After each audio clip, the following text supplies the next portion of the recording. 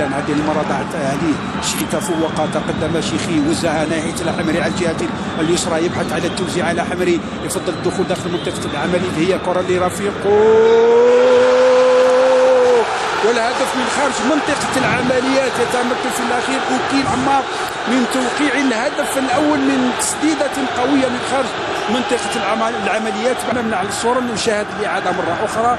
لا حمري هي كره متاخر دفاع النادي الرياضي القسنطيني، واوكيل بتسديده قويه يتمكن من مباغته بوحدفايه ويوقع الهدف الاول في المباراه في الدقيقه 32 من الشوط الاول. نعم، شوف لهنا اللاعب عزيز الحمري انتظر حتى قدوم اللاعب الربيعي الذي كان في التغطية وأفرغ المساحة للاعب أوكيل وقدم له كرة جيدة.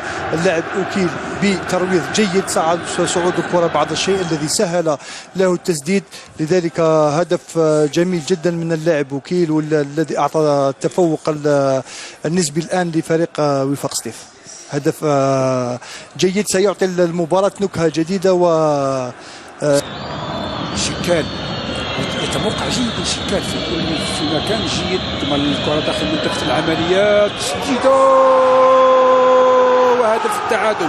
يتمكن في الأخير مايا أكسل من تعديل النتيجة بتسديدة قوية في الدقيقة 75. يتمكن ماكسل من تعديل النتيجة وإدراك التعادل بتسديدة قوية، وأول هدف لمايا أكسل بألوان النادي الرياضي القسنطيني في ثالث مقابلة له. انصاف الفرص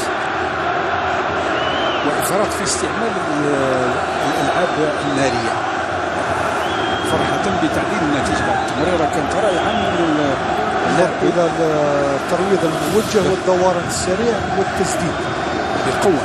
بقوة